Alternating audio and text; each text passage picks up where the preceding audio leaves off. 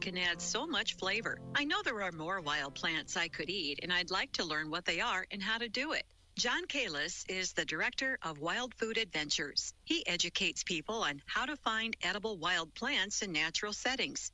He calls these plants native to humans because we see them everywhere around us. Unfortunately, we try to kill off many of those plants that are a culinary delight. Dandelions are a very good example of one of those things you can get started with because they pretty much grow everywhere. You can also do cat's ear. That's another excellent plant that's often confused with dandelion. It's something called false dandelion. In the middle of the summer, you've got a plant called purslane, and lamb's quarters is another thing, also known as wild spinach, one of the most nutritious leafy greens ever analyzed. There are hundreds of wild edibles. Kalis says the key to success is knowing which parts of a plant you can eat, at what stage of growth, and the correct method of preparation. And a good example of that is curly dock. If you just taste a raw leaf, 9 out of 10 times, it's going to be bitter, astringent, papery, just a generally miserable experience. But if you chop that up and you boil it for just a few minutes, it becomes a delicious, creamy, melt-in-your-mouth food. How do you know if a wild plant is safe? Kalis says you have to be sure, and the best way to learn is with an instructor. However, there are books and field guides that can also help you identify what you're looking for. Learn more about eating wild plants at livingthecountrylife.com. I'll see you in the country. Living the Country Life. Ideas and inspiration for your place in the country. You can find more information on today's topic, share your tips, and post photos by visiting us online at livingthecountrylife.com. Today's Daily Encouragement by William the Encourager, sponsored by Ted Russell Nissan, home of the lifetime warranty on Kingston Pike. It is Friday, my brothers and sisters. I told you was going to make it. Because, see, you got to put off that old fear stuff. You got to put off that old negative self-talk. Let's pray. Thank you, Father. Thank you for bringing us through, Lord God. Thank you, Lord God, for Friday, another day, Lord God. You've brought us through another week, Lord, and I just want to say thank you. Thank you, Lord God, for my family, our home. Thank you for our work. Thank you, Lord God, for everything that you give us, Lord. Thank you for everything that you do for us and to us and through us. In Jesus' name we pray. Amen. Remember, my brothers and sisters, we're capping this week off with the scripture, for God has not given us a spirit of fear, but of power and of love and of a sound mind. Remember, no more negative self-talk. Psalms 55:22 says, to cast your burdens upon the Lord, and he will sustain you. He will never allow the righteous to be shaken. You have the power to change your life. You have to learn to put a negative spin. You have to learn to put a positive spin on negative self-talk. That negative self-talk says, I've never done it before. That positive spin says, it's an opportunity to learn something. Negative self-talk says, it's too complicated. The positive spin says, I'll tackle it from a different angle.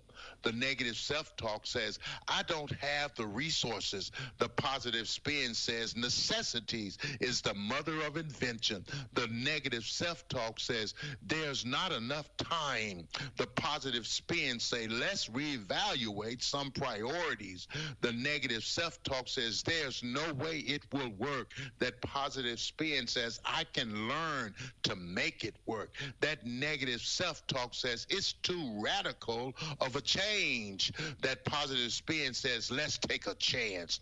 That negative self-talk says, no one communicates with me. That positive spin say, I will start the conversation. That negative self-talk says, I'm not getting any better at this. That positive spin says, I want to give it another chance. Yes, my brothers and sisters, though you fail, give it another chance. Psalms 91:1-2 says, he who dwells in the secret and the shelter of the Most High will abide under the shadow of the Almighty. I will say of the Lord, my refuge and my fortress, my God, in whom I will trust. Oh, praise God. You can trust him. You can trust him because he is. Your words have power. Your words have power. Speak life to yourself. Life and death is in the power of the tongue. Choose life. I have set before you life and death, blessing and cursing. Now choose life so that you and your children may live. Brothers, have faith over fear. My sisters, have faith over fear. Faith over fear. Let your fears be bigger. Let your faith be bigger than your fears, because nothing shall be impossible. Fear has no power except that which you give it. Don't give it any power. Now, negative self-talk, that's who you throw your upon your fears, because it means nothing. It's your responsibility to learn what you have been equipped with. You have untapped potential lying dormant inside of you. Stop giving your power away. The most common way people give up their power is by thinking they don't have any. My brothers and sisters, you got to remember who you serve. You serve a mighty God. Remember, there's a way out of your mess, and it's Jesus. Why don't you call on him? Where can you buy a brand new Nissan with a lifetime warranty? Kingston Pike. Hey, folks, Gerald Anderson with Ted Russell Nissan. You heard it right. Every new Ted Russell Nissan comes with a lifetime warranty, and that's a long, long time. Ted Russell Nissan on Kingston Pike. Good morning and welcome to AM 1380 WYSH and Ask Your Neighbor. Ask Your Neighbor can also be heard and seen on our website, WYSHradio.com. And if you are in Anderson, Rome, or Morgan County and have Comcast cable, you can watch Ask Your Neighbor on BBB TV Channel 12. Ask Your Neighbor is the program where you call in and do just that. Ask Your Neighbor. Do you have a comment? Do you have a problem? Or do you have a question? Then call in and ask your neighbor. 865-457-1380 or toll free at 877-711-4005. And for those of you that might be listening or watching on the internet, you can email from our website, WYSHradio.com. Just click on the Contact Us button and email your questions. Now sit back and listen as listeners throughout East Tennessee and the entire world answer your questions on Ask Your Neighbor on BBB TV 12 and AM 1380 WYSH.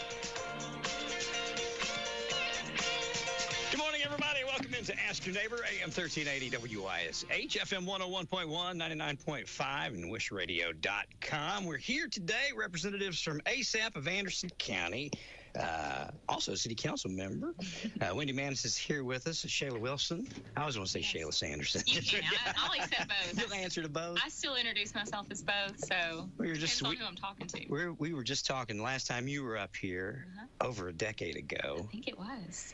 And then, gosh, your family was huge supporters, WYSH, Yes. Your mom and your dad, and you grew up listening to us, didn't you? I did, yeah, That's from great. a little girl, trading time, all the things. All the fun stuff. There you go. Well, it's good to have you all up here. Let's talk a little bit about ASAP and what we've got going on. I remember going all the way back to the creation of this when Michael first served in there, and then just all the ground you guys have made and all the things you guys have done over the last, how long has it been? It's been a while since ASAP got started. 2008. Really? Mm-hmm. I was going to say 10 years. I was off by, I know, but I was off by a few. Wow. It does. So what do we got going on with ASAP of Anderson? So we have actually expanded, got to change policy for this school year, and have implemented new vaping policy within all 3 school districts, actually. So really proud of that work. It's taken a lot of people coming together and working together to make that happen within our community, but really trying to focus on restorative practices and helping keep our kids out of juvenile court. Yes. And also focus on the root cause of what their substance use, how it started. Was it just peer pressure, or, they're seeing it from their peers, or is it something a little bit deeper like depression and anxiety and the other factors that may be influencing their use? And so we have started a new program called Coping Conversations that we are very proud of, and just getting to meet with students one-on-one to find those underlying root causes of their use, and kind of create what we're calling their substance use IEP, so to speak, to work with them and tailor the approach to meet their needs and to try to combat that. When the boys were coming up, both my twins are in high school trades at UT now, but it seemed like the vaping issue was worse in middle school than in high school. And it almost seemed like something that the kids were trying to do to be cool. You know what I mean? It wasn't necessarily that they were into smoking or vaping, but it became, you know, an almost cool status kind of thing. Yeah. And how have you guys went about addressing that? You know, I talked to Sheriff Barker about it, and I've talked to some of the local police about it, because some of our vape shops around here just blatantly will sell to underage kids. I know that firsthand. Yeah, they will. And so, you know, we worked really closely with the Clinton Police Department. You know, we've seen that in the news recently of a vape shop that has sold to underage twice, and they've gotten caught. Yeah. And so, you know, wanting to make sure that we're curbing that, we do provide age verification materials to our alcohol and tobacco retailers. Yeah. And so hoping to get that information out to them about how to card, how to properly do that. But then also, honestly, working upstream through prevention is huge. We have seen, you know, you mentioned middle school. We've seen kids as young as 3rd and 4th grade in our vaping class. And so it's not been a lot, but there have been a few. And so there is this, you know, shift in culture where kids are seeing it everywhere, and there are billions of dollars being poured into media marketing to students and to kids that are underage. We just talked about it in a presentation at TPHA this week in Nashville about the marketing strategies that these companies are using to market to kids, and the designs that they're using. You know, they've got games on the front of them. There's no adult that, like, yes, there may be adults buying that. That's not marketed to adults. No. Or it might look like a soda pop or some sort of, you know, kid-friendly flavor. And so those, while it's being promoted as a loophole and they're not marketing to kids, no adult is choosing those types of products to use. And so it is being marketed to kids. And so our kids see that. Our kids also see, you know, with the digital age and social media, they see that on social media. But what we're starting to see is a little bit of a shift in some people who have used in the past that are big on social media are now coming back and actually trying to be a part of the solution and saying, like, hey, this is how this has affected me. Don't do it. And so we're hoping that more and more of that message comes through. The other thing we're trying to do is make sure that students understand the harms around it, but also how that affects them, and that it's not a positive solution to dealing with the things that they may be dealing with. And we recently had a student that played basketball that said, you know, I actually stopped using because I was seeing it affect me on the court. Yeah. And those are real life effects of how that can be affecting them. One thing too, they're promoting to kids through social media. Our kids are so much more exposed. They are. With things that growing up, I never, you know, we weren't exposed to. Either. So there's just so much more for them out there, I guess, to get into trouble with. How do you go about, I mean, how do you offset that? It seems like, you know, every kid's got a phone in their face. Yeah. They're obviously looking at stuff that, I don't know, sometimes I think they see in fact, I know they see way too much, things they shouldn't see until they're older. But how do you combat that? I mean, just education, I guess? Yeah, so a lot of times it is education. And I've had this conversation before with folks who've said, well, I don't want to be the one that introduces it to them. And my response to that is always, we want to make sure that the education that they're getting is evidence-based, that it's science-backed, and that we're providing them facts. We're not providing them with information that's trying to just make them feel better about it, because they can go home and Google anything. Sure. And so we're giving them evidence-based, science-backed information that's truth, and then equipping them with that so that when they are presented with the option to potentially take a puff off a vape that's being passed around, they know the effects that it's going to have, and they have the option and the confidence then to say, no, I think I'm good. Have you found, this is something that surprised me, that there are some parents out there that they are reconciled to letting their kids use vapes? Have you? And do you think that's because they don't understand the possible problems with them?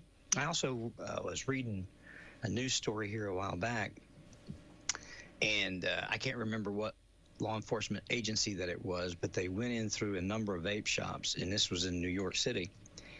And of all the vape shops they went in and, for lack of a better word, raided, they found that 98% of all the vapes that were for sale in all, I think they did 3,000 shops, right?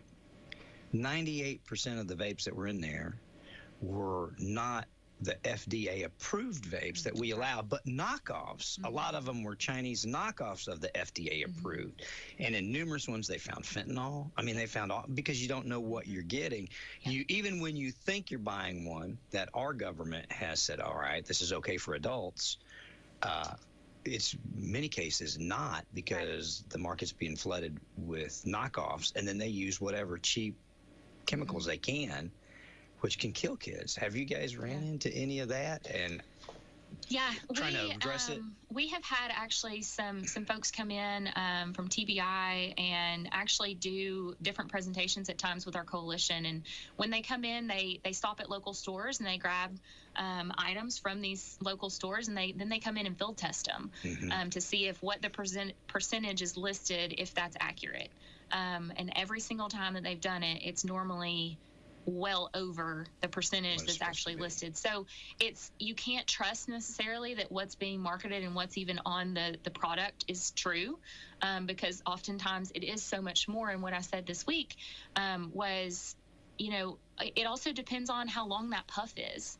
The amount of nicotine that you're intaking, or THC, whatever type of vape that you're using, it's so dependent on how much you're taking in, and then also how often you're using it to determine what is that percentage of nicotine or THC that you're actually ingesting. I remember we talked about back when ASAP first started, and it was shortly thereafter, or maybe right around the same time, I remember having a conversation with Michael and some of the folks that were involved, because Colorado was like one of the first states, and they legalized marijuana. And here you've been spending this time trying to address that to kids. And then within just a short time frame, I started hearing, well, it's legal. Obviously, it can't be too bad. It's legal here. This state made it legal. That state made it legal. So here we've got you all out trying to educate kids. And this is, this can harm you, hurt you, and then turn around and you've got states that are saying, we don't care what the federal government says. Let's make it legal. Have you guys had to battle that? Has that created an uphill fight for you, even more so than you had prior? Yeah, every year that is one of our legislative priorities, and we fight that on the federal and state level, and we take that to our legislators and bring science-backed information to them. I actually got to hear a guy present last year on marijuana legalization, and he talked specifically about Colorado. And now there are folks in Colorado starting to say that they wish they had never legalized it. Yeah, I've heard they're thinking about unwinding it, or trying to. Yeah, they've had so many problems. Now they're starting to see the effects of that. Yeah. So, that's why we always try to educate our lawmakers and make sure that they're aware. We don't want to end up in that situation.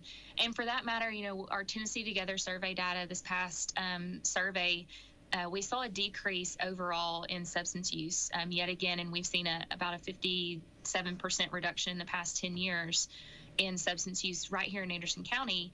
But the only area that we saw increase this past year was marijuana use. Really? That's the other thing, too. Now they're making this chemically made, man-made THC, and it's legal. At least for adults, it's said to be legal, and you get to the same thing. So let's say you cross the bridge and make headway with a young person about marijuana, and then they turn around and say, well, this isn't marijuana. This is government approved synthetic marijuana that's legal.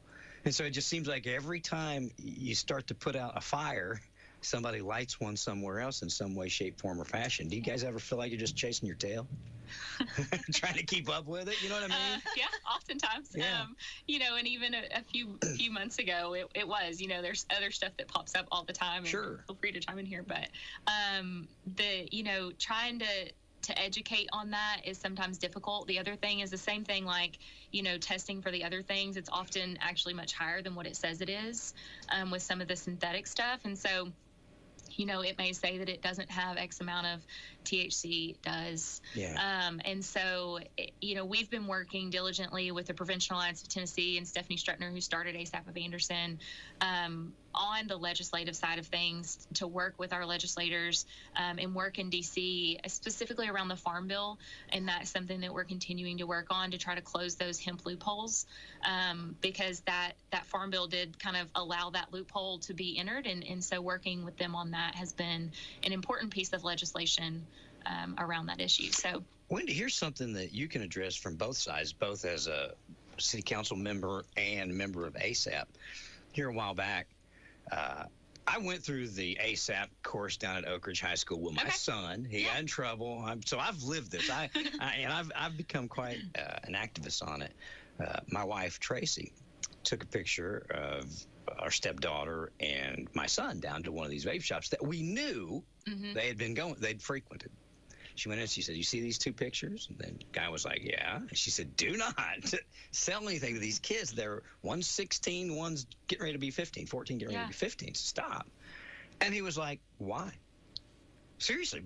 Oh my goodness. And she was like, "Because you're not supposed to. It's illegal." He goes, "To slap on the wrist, and the worst that'll happen is they shut me down. I'll sell it to my cousin, and I already got, not a joke, where checking to cash is right there in front of the old Hammers, or right there across. We've already got a thing on that building. We'll just move down there." She was so aghast. You know what I mean? Yeah. It was just like, we don't care. Yeah. And so I had said, I built a carport one time at my house, and it didn't take 15 minutes. Somebody from the city was out there going, you don't have a permit to do that, Ron." I said, "It's just a temporary carport. You got to have a permit, Ron." I was like, and this was Curtis I was like, "Gee whiz, Curtis, you have nothing better to do?" He was like, "Well, your neighbor called. I had to come down here." And I'm thinking to myself, we can go and we can do that if your grass is not cut or if you're building something you're not supposed to. But literally, we got people selling poison to our kids. Yeah. Mm-hmm.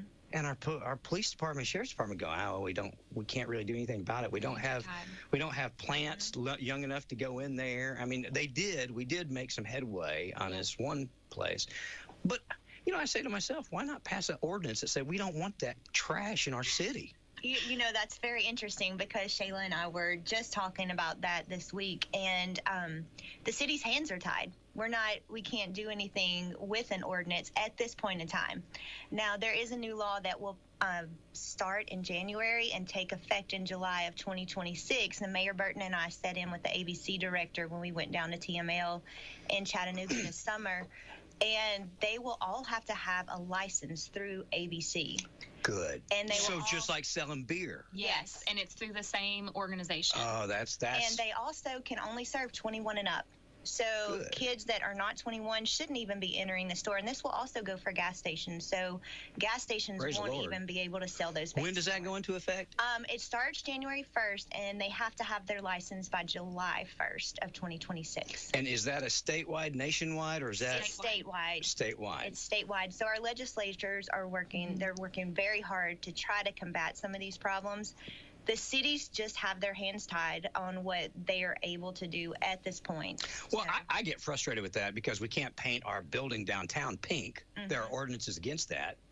And then say, well, our hands are tied about stopping this with drugs. Right. I don't buy that. But this stuff about coming in on the 1st and in July, that's great. What's going to be the penalty? Because I get frustrated sometimes when you've got these convenience stores at 2, 3, 4 times they've sold to minors, and they do get fined, and they do, and eventually they'll lose their beer permit for a period of time. Right.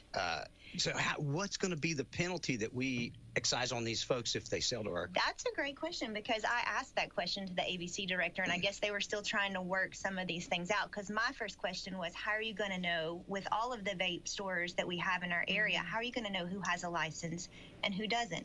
And I guess you walk in and knock on the door. Yeah. Well, and I know one of the things that they had asked of Prevention Alliance of Tennessee was to also help figure out that list. So they've asked for, prevention coalitions. Often all of us have those lists anyways of who the vape shops and stuff are in our community, because we're taking those tobacco retailer packets to them. Sure. So we have their name, we have their address, who we're supposed to contact. So we've been sharing that information back with Prevention Alliance of Tennessee to then share with them so that they have an accurate, up-to-date list of, what are the stores that are even located. About a year and a half ago, we did a density scan within our community, just to see how many stores were in each municipality. And at the time we had 12 in Oak Ridge. I think we had 8 now, at least up to 9 here in Clinton, 1 in Rocky Top, one in Oliver Springs, and 1 in Norris, maybe. I just find it amazing. Literally, you can go to a corner and there are 3, 1 on 3 of the 4 corners. And I'm thinking, how much do we smoke? Right. You know, well, we have a stretch of Clinton that has up to 6 right in a mile. Yeah. Yeah, and that was my first question when I first got on city council. Before I was working with ASAP, I spoke to Roger and I was like, can we not stop all of these vape stores from coming into Clinton, because we have like 5 within a mile radius, and how many do we need? And that's when I found out, it's a really gray area and we can't keep them from coming in. I understand that. And one of the reasons I'm not a successful politician is I don't function that way because I sit here and say we can ordinance and control beer. Mm-hmm. We can ordinance and control a number of other things, your aesthetics of your building, the way you keep your yard. The city does this. It has nothing to do with the state. I just don't know why the city can't make its own ordinances and say, if you want to come to Farragut, for instance, it's hard. If you want to open a business in Farragut, there are a number of things you go through. Sign ordinances are outrageous over there. Yeah. In fact, I remember years ago we went through and redid our sign ordinance, and it was like, holy cow! I didn't know we were opening such a can of worms. So, but I mean, because we're strict on it, we want things to be. We want our businesses to look good. We want our city, our town to look good. Well, and like why you can't said, we do that? Really from an economic standpoint, like economic development and wanting other businesses and things to be here, I would say from my perspective, it's not really necessarily anything against the stores themselves being here and owning business. It's that there's other things that we need in this community besides a 15th vape store. We've got enough. I understand we can't stop capitalism and people that want to come in and do it, but I think it's completely deregulated. It's not regulated enough, and I think because when it first started, I think it had a good start. You help people stop smoking, right? Mm-hmm. And then all of a sudden you could put bubble gum in it. You know what I mean? It might have started like that, but somebody somewhere went, holy cow, we can make a killing on this. Yes. Kind of like the way they did with cigarettes in the very beginning, where we're not catering to kids, but we are using cartoons. Well, and it's the same thing. I've been at the CACA Forum for years now. Went with Stephanie and with ASAP when I was working in Oak Ridge, and remember sitting in sessions where they were talking about how then the flavors were specifically around like Captain Crunch or Cinnamon Toast Crunch. Well, that's marketing to kids. Well, sure. That's cereal brand, and it was just off a little bit it's not exact. But yes, it's exactly what that is. And so, I think that's where it becomes difficult. We are, fighting quite literally a beast at the same time because that market's just huge. Mm-hmm. And they've got billions of dollars supporting them. So for me, it's if we're spending all this money and we're pouring billions of dollars into the tobacco industry, well, then we need to be spending that much more, if not more, in prevention. Back some years ago, ASAP was involved, and I think with Anderson County, I'm not sure with Clinton, but where you guys had role models there inside the schools, and we pictured them. We did some things so that maybe, here you have a sports star, you got a young man or a young woman that is excelling greatly at their academics, and they're great at whatever sport they've chosen. And they've made a pledge that they're not going to use drugs, and so we kind of highlighted those people and kind of set them up. How did that work, and are we still doing that? Is there still a program like that to kind of bring to light the positive stuff? That was our I Am One campaign. Yes. Ran for many years. Yes. And so, yes, that is something that they did at prom. They did throughout the year. Very successful program. I think after COVID, a lot of that dipped down a bit and wasn't as effective. Yeah. So in the past few years, we've been having to kind of take things back to the drawing board. It's still there a little bit, like as far as we use that phrase often still in different campaigns and stuff we do with students, but we really have tried to reimagine and connect with our students on things that they find unique or that's kind of pop culture. The last few years, our prom campaigns have been a Taylor Swift nod, and then one year, and then this last year it was Wicked themed, and so we're really trying to make sure that some of our stuff that we're doing is a little bit more geared toward what kids are most interested in. Sure. And trying to kind of put that spin on prevention and how they can make better choices. Have you guys, through your research, study, state, federal, find out what makes a kid want to start doing that, using a vape? Is it peer pressure? Is it to be cool? Is it problems at home? Have you guys identified anything like that? We have. So we're collecting pre and post survey data on all of our students who go through the vaping class. And so we are able to identify, and then secondly, in our Tennessee Together survey, beyond just administering a survey based on, what their substance use is or their experience with it, their peer and parent disapproval, we're also asking some mental health questions. So we've been able to tie back some of those mental health concerns into their substance use and how those are compared and related, because a lot of it is co-occurring. There may be a substance use disorder, but then also, or substance use, and then there may also be a mental health, something going on there. Component. And it has been, what's been identified that I've seen the most is, it might be peer pressure. It might just be, well, I only actually use it at school when I'm offered. And what we heard that I found really interesting from a student last semester was it wasn't peer pressure, it was self-pressure.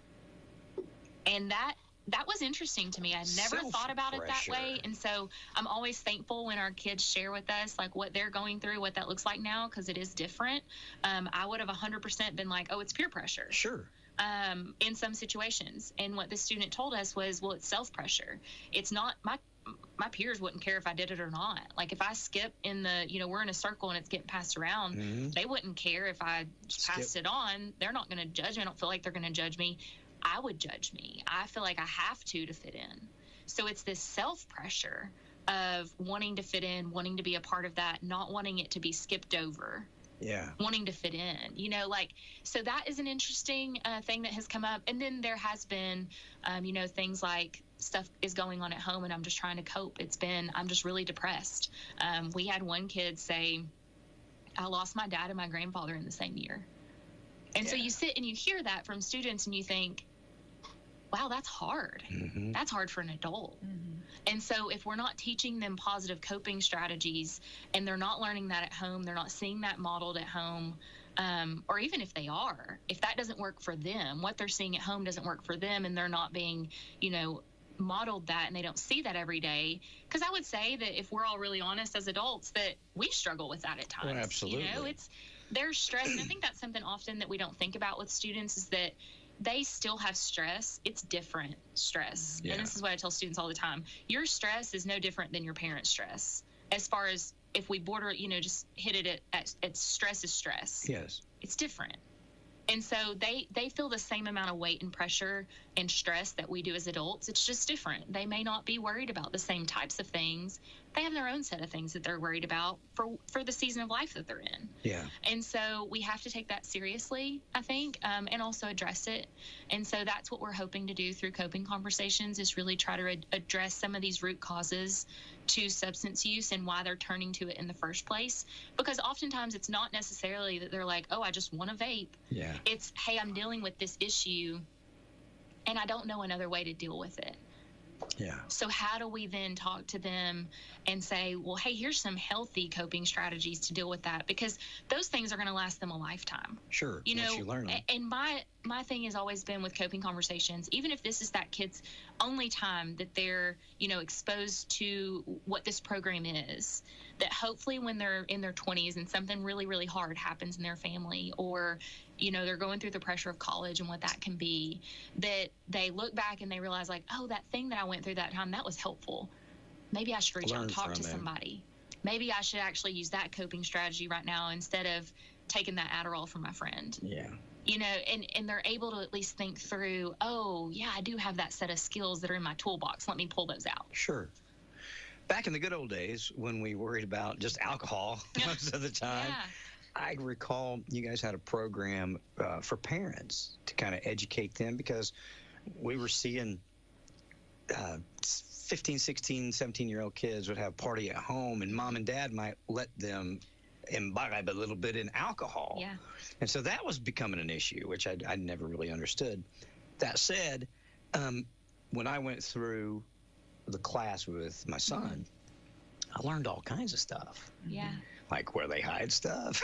I was like, oh, when we get home. You're gonna raid the room. I'm taking that speaker apart. But I learned a lot. And I hearkened back to where ASAP was going through, trying to teach parents very similar stuff about alcohol. And do you guys still offer classes, training, information for parents that are out there that are trying to get ahead of their kids? Yeah, we absolutely do, and that can be on request.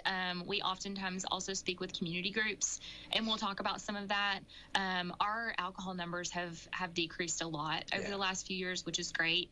We still do a lot of media campaigns around the social hosting liability law.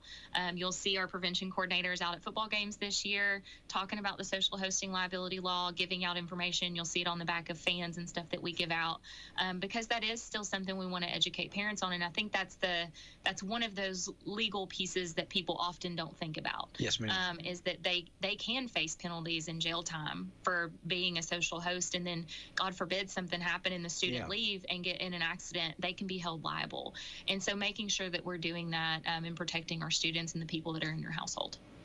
Well, it's got to be difficult work. And I don't know if it's, I don't know how rewarding it is or it isn't. Like I said, it seems like every time you seem to put out one fire, we've got something that pops up different, and even at vapes, they're making them look like pens. They're making them highlighters. It was just amazing to me as I sat there and looked at that. I was like, see this? I was like, yeah, it's a highlighter. Nope, it's not a highlighter. It's a vape. It's like, wow. And the people that are producing that are producing them 100% so that it can be hidden. Hidden. Yeah. And why would you want it hidden? Because they're marketing it to people that aren't old enough to use it. Right. Hopefully we can, with the city and the ordinances and the state laws and some of that, start cracking down on some of these people, make examples out of them, and maybe they'll pack up and leave. Yeah. And it is rewarding work. You said that. It is something that, for me, at least personally, it's a part of my why. It's why we do what we do. Getting to help students has always been threaded through why I do the work in any role that I've had. Sure. And it's worth it even if we have one kid that stops using and we're able to change their trajectory. For me, that's one life we've saved from potentially going down a road that would be detrimental to them, detrimental to their family. And so it's worth it every single day that we hear positive stories from our kids, that they share positive feedback with us after going through the class. Sure. And so those stories, absolutely every single day. I say it often in our office, is that, even if it's just one kid, that's worth millions. Oh, absolutely. Because it's their life, and how valuable is that? And so I don't think there's an amount of money I could put on it to say that, if we spent this, it would be all worth it. It's worth it every day, because we're reaching our kids in unique ways that they need to be reached, and we're saving lives. Do the kids that you've worked with that it took on, so to speak, ever come back and participate, help, be part of the process? Yeah, they have, for sure. We've had them come back and volunteer to be a part of stuff, volunteer at community events. This summer, we got to work with some of those students that Laura had reached through coping conversations. And so it's always good to get to see them, to connect with them. And she's touching base with those students frequently, even after their sessions are done with her, and just following up with those kids on how is life and what do things look like. And I think having that trusted adult in their life is so important, and that's what a lot of our school districts are doing, is having those programs where there's at least one trusted adult in a student's life, can make a huge positive impact. And so I think that's part of our contribution to that. If there's a parent or a grandparent or somebody out there, they're having problems with their child or grandchild, how can they reach out to you guys, maybe to get some assistance, some education, some literature, whatever they might need? I know you guys offer that, but how might they go about doing that? There's a few different ways. They can always call our office at 865-457-3007. They can email me or any of our prevention coordinators. Our emails are on our website, and so they can go there. We do have a new website that is about to launch, and so that will be, there are resources now there, but it is about to launch really here soon. And so it will be even easier to find resources, parent resources, student resources, for anybody that might be looking for something. And then if there's something that's not there, I would just say feel free to reach out to us. We can have those conversations, do presentations, whatever that looks like, it can be tailored specifically to their needs. What is the website? www.asapofanderson.org. Yeah, asapofanderson.org. Is there anything else that we want to get across to people that you guys are doing, that you're looking to do, that you would like the community to know about that we haven't mentioned or talked about? Anything? I have a few things. I'm just excited about starting in the middle school because the middle school called us last week, Clinton Middle School. And so on Wednesdays, I'll be working with 6th and 7th graders on healthy living. And it'll be like a little bit like coping conversations, but what does healthy living look like? Yeah. What do I need to do to stay healthy? And we'll focus on the 4 things: mental, emotional, physical, and just go from there. That's good. So I'm really excited about that. We hadn't been going into the middle school prior to that? We had been doing middle school presentations, but not anything that was like weekly or, monthly. Ongoing. Yeah. Mm-hmm. And so that has been an area of need that we've increasingly seen in the past 2 years, is the need for more outreach and more education within our middle schools. I still say all the time, my pie in the sky idea is that we'll have one day a prevention coordinator that specifically focuses on our middle schools, just because we have so many of them. And so it's a big task. But we're seeing more and more that education needs to start earlier. And so I would just add to that to say I'm excited about what that's going to look like with Wendy. We also have a new program called Care Coordination, and that is a program that has started through the state where one of our staff members, Cassidy, is working directly with EMS and first responders. Yes, ma'am. And they're getting referrals for people who experience an overdose. And so connects them with Cassidy, and then Cassidy works with them one-on-one to get them connected into treatment and recovery. She runs their insurance, makes sure that the facility takes their insurance, has what they need specific to the substance that they're struggling with, that there's a bed open, and that it's the type of program that's going to be most effective for them. So that has been very successful. I'm excited to see what that's going to do for Anderson County. We've already had referrals and already had people enter treatment because of it. And so we're really just thankful for that partnership with EMS and first responders. Like I said, I go back, I remember when we talked about cigarettes, and then we talked about alcohol, and then we talked about just marijuana, and now we're talking about vapes and fentanyl. Mm-hmm. Like I said, it just seems like you guys get your arms around one thing. We get underage tobacco use kind of under control, and we're getting people and kids veered away from that, and then all of a sudden alcohol pops up. So we're addressing that, and you guys deal with that. Then states start legalizing marijuana, and that throws another big roadblock in the way. It can sometimes feel like we're a little bit of a ping pong ball, chasing the problem. We're staying in parameters, and we're jumping to the next thing, and trying to get ahead of a lot of it too, is just making sure that if we're educating and we're working upstream through prevention, then we can stop a lot of this before it even gets started, especially with our current generation that's growing up within our school district, who are now getting more education than ever. And so if we can equip them with that content knowledge that is evidence-based and evidence-backed, we can prevent them from even going down that road, then we're saving our community so much money by doing so. Sure. Investing in $1 in prevention is $17.73 return on investment for Anderson County, which is $4.60 for the state.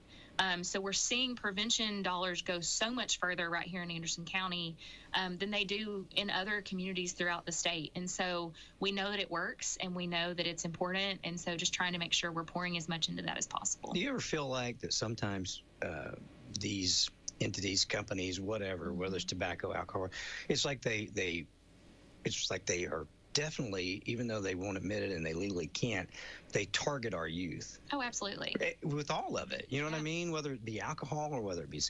And I've oft wondered, are they doing that, trying to manipulate them for that when they get older? Are they doing that with the understanding that we're literally tempting these 15-year-olds? Well, think about it this way. If you have somebody that starts using a tobacco product when they're 15... They're going to, they've got a lifelong customer. Yeah. That's money. Yes. So getting them younger is just money back in their pocket. And that's the end goal. Like, we hear that repeatedly, I think it's sad. It's sad that that's how we're targeting, and that money makes, those types of makes reactions. It all right to hurt kids. It makes it okay, because it doesn't. No. But I think that's a lot of the drive behind it, is that if we can get them when they're young, we have a customer for life. Yeah. And so if we can keep them addicted, we can get them when they're young. 5 milligrams of nicotine can start an addiction. So if we get them when they're young, and then they can't ever get out of that cycle, then they're just continually buying. And so it doesn't matter what product we throw at them, they're going to be interested. Doesn't matter how much it costs, they're going to find a way. Yeah. And so how do we then stop that cycle? And something that got said in a recent thing that we did not too long ago was that, stopping that cycle, that generational cycle, can change 7 generations. And so it's so important for people to know that, like, you saying no and setting those boundaries and stopping that now can literally change the trajectory for generations below you in a positive way. Wendy, and forgive me if you mentioned this, but when all this stuff comes into being with the state, what do each municipality decide the penalty for breaching that, or is there a state penalty?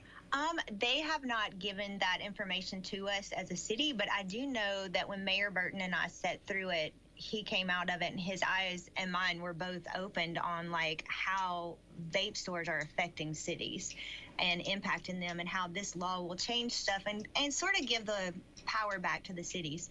And so he was like, maybe we should start a vape board just like we have a beer board. Absolutely. And I was like, that would be amazing. That's a great idea. So I look for us to do something like that and cities to do that so that we can make sure that they're obeying the law, and we can make sure that anybody comes in knows the law, because that is one thing, even with beer board, that when we have them come before us, we know, hey, you know what's going to happen if you serve underage. Yeah.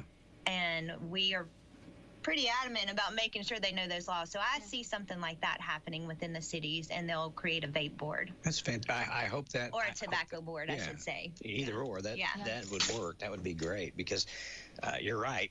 If they do get caught, they know that there can be some very severe penalties, all the way up to losing your beer license forever. That's a huge part of revenue for a lot of these people. All right, great. Yeah. Were there other things? I know you said there were a few things, and I said, is there anything else you want to know? I talked about care coordination. That was one of our new programs. I just want to know that it's not something that is available to the community. We're working to try to see what we can do to get someone like Cassidy available just for our general community, but because it's not publicized and we don't really talk about it a lot because it's happening behind the scenes directly with EMS, just want to make sure people know that's one of the ways that we're helping folks that are experiencing overdoses and experiencing substance misuse. It's Russell was here Wednesday, and one of the things we've talked about numerous times is we've got people in our community that for lack of a better word, almost overdose on a regular basis with the Narcan pens and stuff. He was telling me there are people that they've went out and revived 8 and 10 times. Yep. And you think about that. I mean, they've died. I mean, the pens brought them back.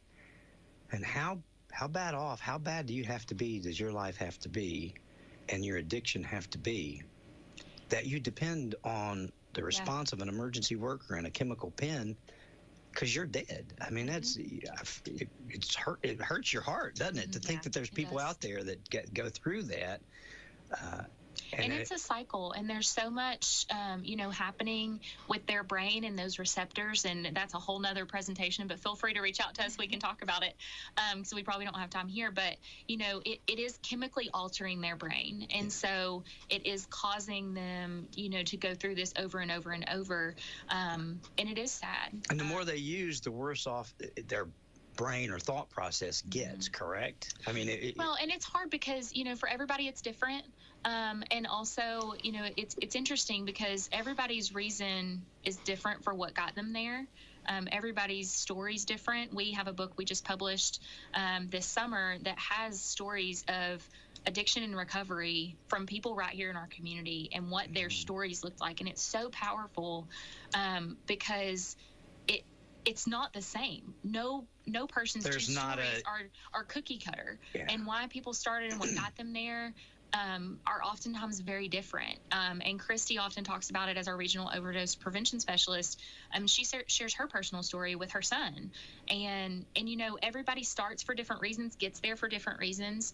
And it's so layered. It's not normally a really easy cut and dry answer. It's normally really layered and really deep. And so we've got a lot of issues that we can't just say, well, it's just this thing.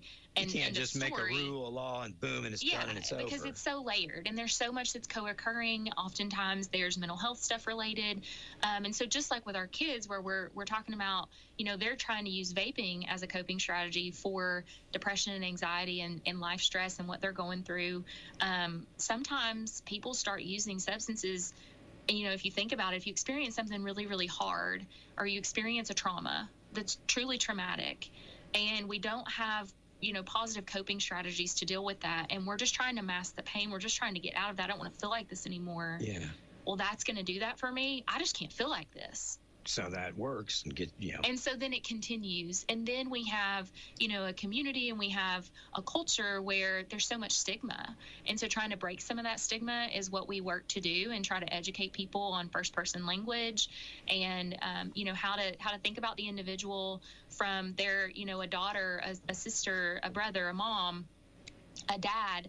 And one of the stories recently that Cassidy told me about getting somebody into treatment was that, talking to this individual, they didn't initially want to go. But then when she started talking with him and connecting with him on a human level, on a personal level, and he started talking about being a dad and his kids, well, then it flipped. And he was like, I've got to get help. I've got to do better. Yeah.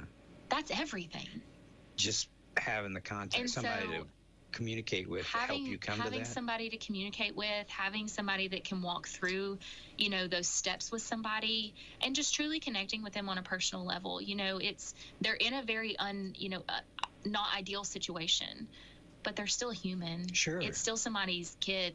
Sure. And we would want somebody to show up with compassion for our kids. And that, Christy talks about that a lot with her son. That, even these leave behind kits that EMS is able to provide to families, or, for the individual, those could have completely changed the trajectory for her and her son, just to have that compassion and that availability of, okay, I have these resources. Now I know what I can do, or these are some next steps. Do you guys work with EMS to give them some things to leave behind when they go now? Okay, good. Yeah, so we have naloxone bags that we leave. They're zip pouches, comes with gloves, a CPR mask, community resources specific to Anderson County. It has Cassidy's card in it, so that if they have to be willing to call. Sure. And that's a big piece of this, is we can't force somebody into treatment. They have to be ready to go. Yeah. And then when they are, we've got to be ready to respond. And we've got to get them there and do what we can to support them. Yeah. And then it leaves them with naloxone. So, trying to provide them with as much, and equipping them with as much information as we possibly can. How do you guys nowadays, I remember before Measure Success, you'd go in the schools and you'd ask the kids all these questions about what they do, use, don't use. And I remember it's kind of surprisingly, you got very honest answers. Seems like the kids were willing to tell on themselves, you know what I mean? Seriously. But how do you measure your success? Do you continue to go in and survey the schools to see how you're doing? Yes. So we still utilize the Tennessee Together survey, and we do that every other year. Okay. This year we are actually doing a survey through Catalyst, through Stephanie. So we're actually going to be doing that student survey every single year. And so the benefit of having that now every year instead of every other year is that now we can truly track every single year, especially as we implement new programs or projects. How is that truly being effective? How's that move the needle on some of these students? And we can track a grade. So we can see then the shift, at least my hope is to be able to see the shift of when exactly does that start shifting. Some of their perceptions of harm or their increased use past 30-day use, when are some of those specifically changing? When do they click in? Yeah, because right now we're doing 8th, 10th, and 12th grade. This will allow us to do 8th, 10th, and 12th grade every year. So then we'll know from, last year's 8th graders to this year's, in 10th grade in a couple, then we'll really be able to know where those different shifts happen. Are you all ever able to look at other communities that may not have ASAP and see what's going on in their communities versus a community like ours or another community that has ASAP and some prevention or intervention, and look at the two and see differences? You can, and you can see that even with the Tennessee Together state data that comes out. But we now, I mean, prevention has grown so much in Tennessee. I'm very proud of that. Unlike a lot of other states where prevention is not as common or not being done as widespread as Tennessee is, I think Tennessee's really leading the way in that. We now have over 80 prevention coalitions across the state. So out of all of our 95 counties, we have a high percentage of coalitions in each county. There's only a handful left that don't, and where there isn't one yet, there oftentimes, and especially locally, we've got a couple within this region and up north that are trying to start one. Yeah. So, and Campbell County has a new one that just started, I think last year before last. So they're pretty new, but they have a coalition now. So something great that's being implemented in their community. Well, I know that the strides that ASAP was making have been recognized. I remember back, Stephanie, I think 2017, meeting with the president. She did. Literally, because his administration wanted to know what we were doing to get the results that we had gotten, which I thought was, that's pretty cool. Yeah, and I actually just talked to Stephanie recently. And what is she doing now? She is over the Prevention Alliance of Tennessee and also Catalyst Evaluation Group. Gotcha. And so we still work really closely with her. She does a lot of our surveys, evaluation, and does some of the epidemiology stuff for us. Okay. And so great to always have her as a phone a former ED and ask, questions when I need her, and she's great to do that for us. But the thing we actually recently talked about was the congressional case study that was done. And so we have copies of that. So if anybody ever wants, light reading, on a Friday night, 1,000 pages of congressional study. Sure. And we've got copies. Somebody can come by and grab. But no. So, that was just even another success of how ASAP has been recognized nationally as being one of the most effective prevention coalitions in what we're doing. And so do people reach out and say, we want to see what you're doing? Because like you was talking about Campbell County, did they come in and maybe observe before they started? We have. So that's the great thing about coalition work is we are all honestly one big community, and we do help each other out and share ideas. And so, yes, oftentimes I have emails from other coalitions frequently, not just right here in East Tennessee, but from across the state that are asking about, what we're doing, how we're doing it. And we're also sharing that information. That's why we were at the Tennessee Public Health Administration or Association conference on Wednesday, doing a presentation about our vaping class, our partnership with our school's juvenile court, and new coping conversations, because it is the first of its kind program, and just even changing that vaping policy is huge. Like, that is not something that schools oftentimes go for. And our school districts are very proactive, and they're leading the way in that. Okay. And so we're cracking down before other areas are? Yeah, and this year it actually started in Oak Ridge schools, the Anderson County schools, and the Clinton schools. So all of them together are working with ASAP to try to combat this problem. I want to ask you a quick question based on maybe some of the events recently. Do you find that when we have a trauma in the schools or in the public or something that affects kids, whether it be a school shooting or whether it be maybe somebody to look up to like Charlie Kirk, or whether it be something personal, a trauma that happens to them, does that lead to an increase in use or abuse by youngsters? Have you seen a correlation between trauma and maybe that being the thing? You said everybody's different, but is there maybe a common denominator if youngsters experience some kind of trauma that's maybe over their head to deal with? Yeah. So, what we see through ACEs, adverse childhood experiences, is that the higher that ACE score is, so we talk about trauma, we talk about home life, things like incarceration of a parent, abuse at home. There's a whole list of things that go into those ACEs. So the higher a child's ACE score is, yes, that could mean that, they could be more likely to experience and seek after something like a substance to try to deal with that. And so I think that's why it's important to have all of these wraparound services. We have school-based behavior liaisons through Ridgeview within our school districts. We have our, mental health counselors and people that are embedded within the schools. Anderson County Schools actually had over $1 million grant for the past couple of years to hire additional mental health counselors and therapists within the school to support their students. And so that's been a huge help. I know specifically for Anderson County, and what they've been able to implement and do through that program is amazing. And so I think it's all of those pieces working together to really, move the needle on that, but then to support kids where they're at. Yeah. Because there are different things that kids are bringing to the table, and those ACE scores look, different for everybody. And are there tools that you have? You talked about they get a little older and they remember to pull this out of the tool chest. For coping mechanisms for kids that you offer them, say, hey, look, instead of doing that, do this.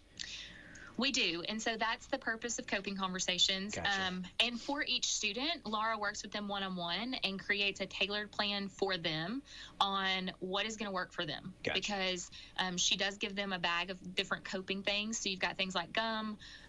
There's one kid I know she's working with right now. She takes a pack of gum to him every single week because that is the thing that works. And so, hey, that's fine. Let's do it. Yeah. It might be a stress ball. It might be a fidget toy. We've tried different types of fidgets like Poppets, and we've got these new little, they like move around. They're pretty cool. And so sometimes it's just, having something in your hand that helps them, or, being able to move that when they start getting a little anxious instead of hitting a vape. And so there are different things. Journaling is something that she works with them on. And so if that's what works for them, they're able to use that.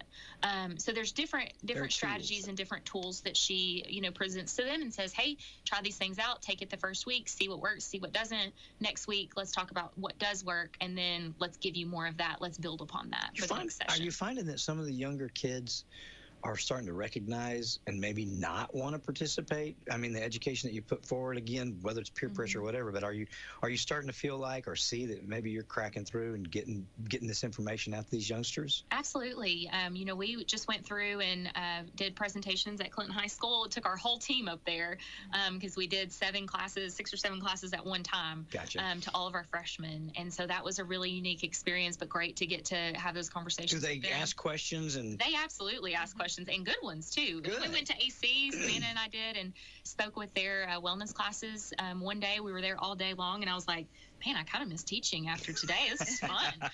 Because they're engaged, and they do ask really good questions. And I mean, we had a group of students in the back of one of our classes toward the end of the day that, they were spitting off, what about this? What about that? And I was like, I think these are fair questions. Sure. And I'd rather them, ask those questions and get those questions answered from us when we know the information and we've got those degrees to back it up, versus going to Google and seeing, who or just tripping around over tons of information. Right, because it's a lot to digest. Yeah. Well, I appreciate all that you guys do. And like I said, I've been through the class with vaping with one of my boys. So I've experienced it, and I know that it is educational, not just for kids, but for mom and dad. Yeah. It was for me. And I appreciate it. I do. You. And it had a positive impact in our instance. Yeah. But I know that there's a huge need. Again, I've got 2 15-year-old boys, and Trey's 19. It seems they grow out of it, but in the middle school up, it was really a challenge in middle school. And so, and I don't know why that is, but I appreciate you guys going in there and trying to head it off at the pass. Yes. So, and it can turn in, I'm blessed in so much as it didn't escalate, right. But it can escalate from vapes to, THC to drugs, right. Gateway stuff. Yeah. So appreciate what you're doing and great success. I hope you guys will come back anytime you got something going on. Yes, we like I said, will. I hearken all the way back to when it got started, and I remember how excited I was when you guys, ASAP or Stephanie, got to go, and then she came back afterwards and was talking. I said, what in the world? How did you guys end up in Washington? She said, believe it or not, they asked. They did, yeah. Because we were getting results that people were not getting, and they wanted to see what we were doing. I thought, how cool is that? Yeah. It's still really cool. Sometimes it's still really surreal for me because we will get those phone calls, or, Stephanie or somebody else will point people in our direction. And so getting to help other coalitions is something I'm just super thankful for, just getting to share our ideas and hoping that they, replicating that allows them to see the same impacts that we're seeing, because that's what it's about. It's working together. It's working as a community and as a state to truly combat this together, because it's not just one entity. It's everybody working together to do their part really, really well. So if we can equip them with the tools to do their job really well and see this decrease, then that's what it's all about. Well, being a filter that, I'm sorry. I was just going to say, one thing that happened recently was Governor Lee proclamated Overdose Awareness Day. Yes. For ASAP in Anderson County, and he recognized the work that we're doing here. That's fantastic. This is the second year that we've seen a decrease in overdoses. Yeah. That's great. And so it's the first year we've seen a decrease across the state of Tennessee, but it's the second year we've seen a decrease in Anderson County. And so just another way to say, it really is, it's not just us. It's treatment recovery and recovery support and all of those community pieces working together, but we're seeing the results. It's not that long ago in my memory that we were known as the meth capital of the world, if you remember. So to have transitioned from being known as the meth capital of the world to people reaching out to see how we are getting out in front of these problems, that's a huge stride. Yes, it is. And so thank you guys. It doesn't happen overnight. It's been a lot of work. Taken since 2008. Yeah, so, exactly. Like I said, I thought it was 10 years, but no, they say we're one pushing day at 20. a time. That's what we're taking. Yes, one day at a time. Absolutely. Well, thank you all for what you do. I appreciate it. And obviously, anytime you've got anything going on, just reach out to us so we can let the public know. Telephone number for ASAP if you guys would like to reach out, 865-457-3007. ASAPofanderson.org is the website. Yes. And most anything they can find is there. And if you guys need to, call us and we can get you in touch with them. Anything else, ladies? I don't think so. Thanks for having us. Oh, anytime. I appreciate it. It's been very interesting. Yeah. And I like when we're able to come on here and talk about positive things, things that we're doing in our community. I'm really happy to hear about the city and the state coming together to address that problem, because I've been pretty vocal with it. I've been hard on Russell. It's very eye-opening when you start looking at it and what we're able to do and not able to do. But I think if we all work together, then you're going to see a big difference in the next 5 years or so. Well, hopefully not that long, but sometimes it does take that long. I told law enforcement about the experience that we had, and they're like, which one was that? I told them. So hopefully we can get out in front of it, because it's just, it's bad enough when we've got adults, then we do stupid stuff. But when our kids start doing it, and then we lose control over parenting it, when you've got a business that says, I don't care if you're 14. And if you do see a business, and this is for you or anybody else in the community, if you know of a business that is selling underage, there's a spot on our website where you can go. It's actually a link to go directly to report that to Department of Ag. But that can be reported. They will check that out. And then obviously report it to local law enforcement. Absolutely. So either way, either and or way, do both.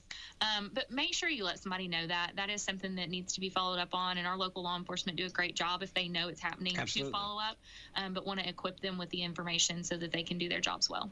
Like I said, I'm telling Russell, you need to do something about this. Same thing with Jim, with Chief Campbell. Yeah. And they see the same need, and they they're doing what they can do, but hopefully there'll be some teeth in this new state law that trickles down. And I think it'd be great if you guys can start a tobacco, vape, whatever board, because it's just, I agree. It's probably more of a problem than alcohol today. So. Yeah.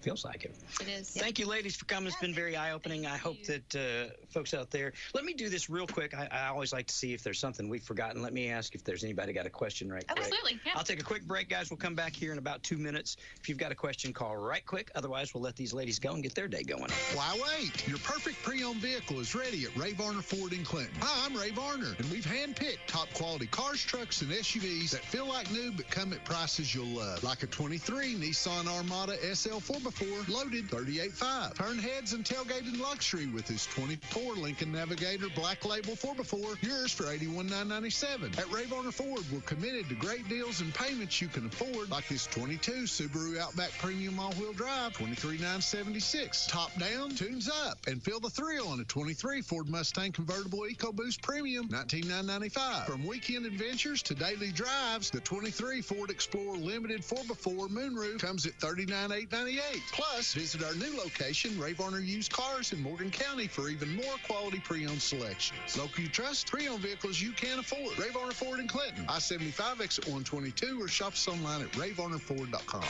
Ray Varner Ford.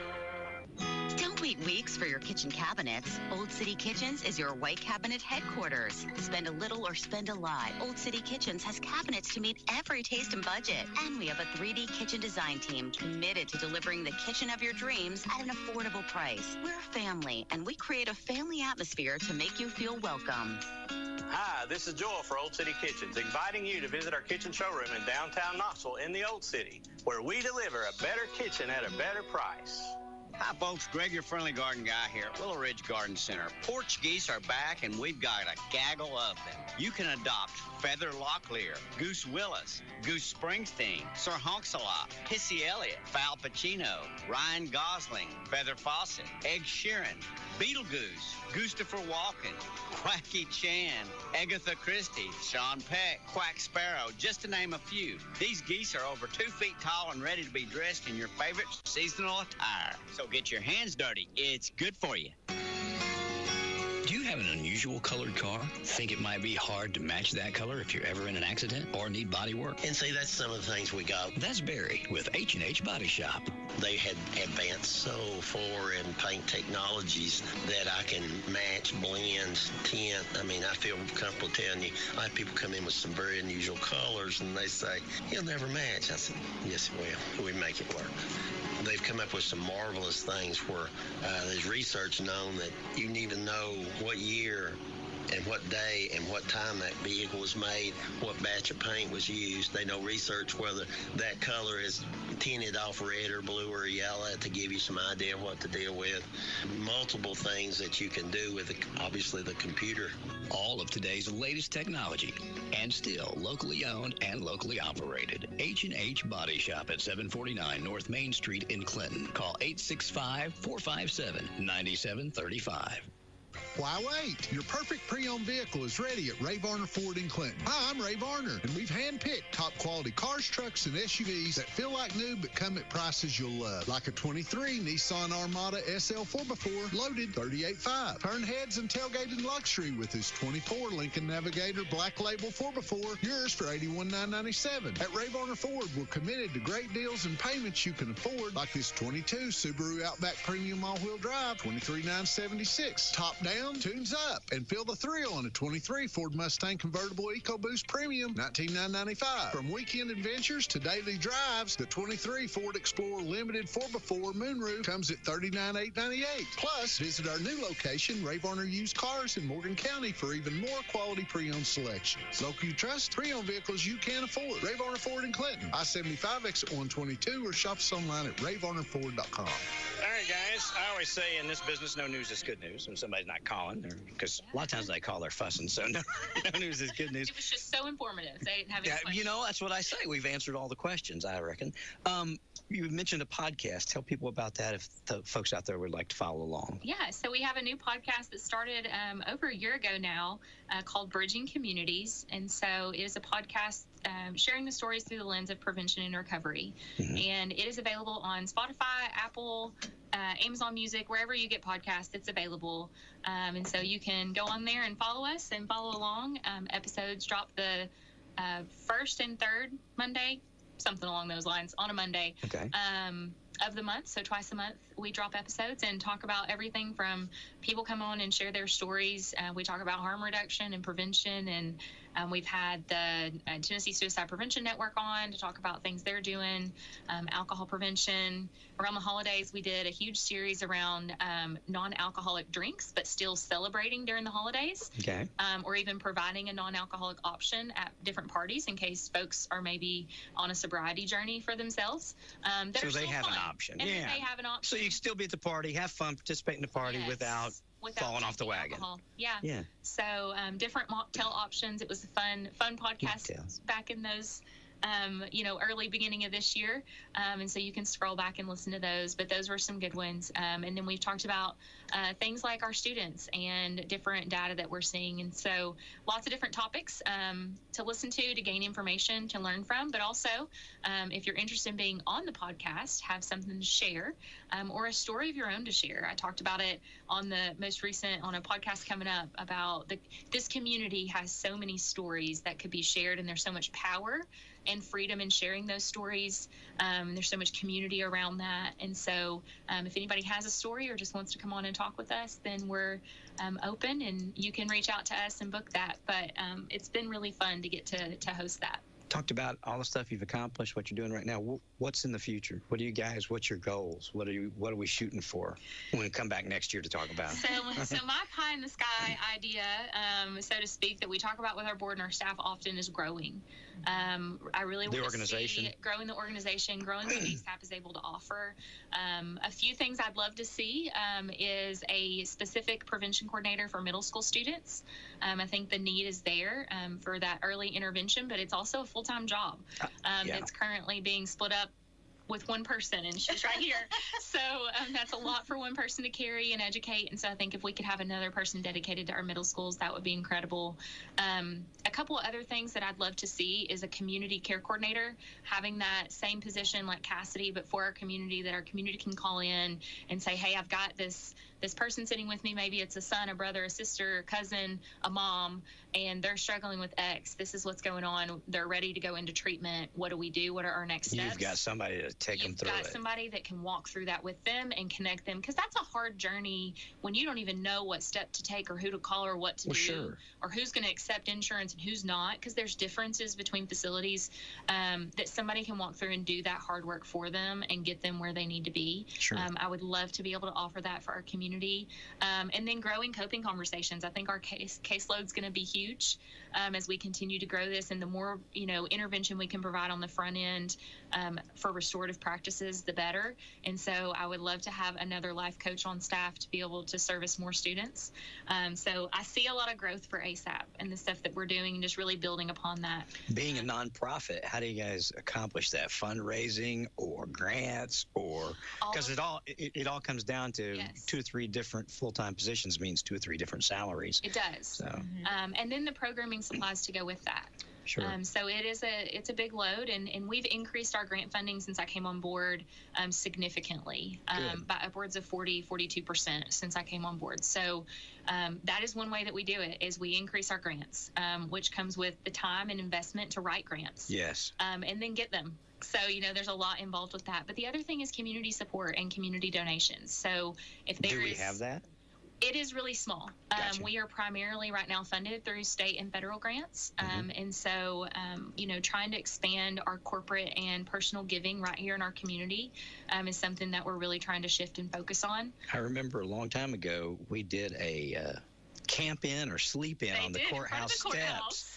Jack and we went out and did that with Merle and WYSH and all the stations. I can't remember. Cool. I think we raised $25,000. I can't remember. It was quite a bit of money. Yeah. So I don't say that. Say this: if you guys ever do anything out in the public that we can help you raise money with, we will. Absolutely. Well, right now we have a community link campaign going on. So if you're watching online, you can see our bracelets. You can go on our website and donate. You can click the link in our bio on any of our socials and click the community link giving campaign and give whatever amount you can. With every donation, you will receive a bracelet. And so we just want that to serve as a reminder that we're all together. We're linked together through our shared stories. Cool. And so it's a gentle reminder every time I look down at it. There's other people going through the same things, working toward the same goals, and that there's people that we need to think about as well that might be struggling today. And so it's a nice reminder for me. I know there's other people who have these, and so it's also served as when I see other people in the community have one on. Oh, you get it. Or you may have a story, and so how can I connect? How can that be a way to bridge that communication gap and to say, hey, what's going on? How are you today? And so I think that's been something really powerful to see, and so just would encourage anybody that feels led to do that. It is money staying right here in Anderson County, going back to serve the kids in the community that we are in. So you stays local. You still handling fairs to the fair? I am. Not as the director anymore. I passed that official director title off to Amanda Hughes. But I'm still the co-director, still on the board, and still help her with that. And so, yes, that is still a joy that I get to serve and give back to this community. It's where it all began. I just remember when you stepped in, the guys came in, they were talking on the radio, and they were like, she wants to move it back up to the McRae Pavilion to make it like it always was. I was like, okay, well, there you go. Because I remember David said, she said that the sweat sweat and the heat and all that was all part of it. You know, that's all part of keeping yourself composed. Year at Fairs to the Fair, we had some girls that were complaining about the heat, and that's exactly what I told them. I was so giddy. I was like a kid on Christmas, and I was like, this is what's exciting. And I was like, trying to struggle through. Yeah, because I was like, you've got to have the heat and your hair falling and your makeup sweating off. And then at the end of the night, you still win, and you're at the fair, and the community's here. And I think that's the thing that we lost when we went to the high school. Yeah, you lost is that community feel was gone. Yeah. Because it was only the people's, parents and stuff that who were in the pageant were the ones that were there. Whereas when it's at the fair, you have people just trickle down that want to see it. Sure. They've watched it for years. Yeah. But weren't necessarily taking a separate day to go up to the high school to watch it. And so to me, that's what it's all about. It's about the community. That title is about that. And so. Well, I know the Fair Board bought in, and they were like, more power to you. That's what it takes. Like, you want to fight that, and every year we have somebody that's like, I wish this was in air conditioning, and I'm like, not while I'm around. Well, I know they were happy, not to say hand it off, but I know they were happy to have somebody take the reins and take care of it. And not that there wasn't before you, but yeah. No, and I've been involved since, I was 12, competed when I was in the Princess Division when Carl Worley was involved. Wow. And then, got to take that over. So it's an honor to get to be a part of that. It's something that I'm still really passionate about, and that truly, I think, helped make me who I am. And so, were you kind of raised in the community light with your dad and your mom, both being in the public, both, working with I say people? That in presentations all the time. When we talk about positive protective factors and this community wrapping around our kids, I'm like, I am absolutely the prime example of that. Like, I had teachers and, my grandparents and all these people that they knew that just were around me all the time, and that, it just instilled so many things in me and taught me a lot, but also cheered me on along the way in every phase of life, and still do. Can't tell you how many people come up to me and they said, I listened to you with my granddad all the time. Well, that's what I said when I know. I was going to say, it's a very familiar thing that I get. I'm happy of it, too. Thank you all for coming in today. And like I said, anytime you want to come back, I'd love to have you. I appreciate what you do. It's kind of I guess a thankless job, and you operate kind of in the background of things, but every now and then we like to get you out here in front and tell people, let them know what you do, maybe round up a couple dollars in donations, or at least educate people to what you're doing in case they need you. Yeah. Thanks again. That's what we're here for. Anything else? That's it. All right. Good. Folks, we're going to call it a day here on this Friday. Remember, tonight we've got Dragon Football. Walt Stair, Jim Hollingsworth, and James David Meredith will be along here. We'll get kicked off at about 6:50 tonight, right around there. So make sure you tune in for that. We'll have Trading Time Prime Time from 6 until Walt takes over. But we're headed out to Central. It's an away game, so you'll want to tune in your radio. You'll be able to listen to all the play-by-play action now in our 65th year on WYSH Radio. Dragons and Central tonight. Thanks again, ladies. Thank you. Have a great day, everybody. Thank you for listening to AM 1380 WYSH and Ask Your Neighbor. Make sure you tune in at 10 a.m. each day, Monday through Friday, right here on AM 1380 WYSH and BBB TV 12. Or listen live online at WYSHradio.com. And remember, if you have a question, comment, or problem, call in tomorrow and ask.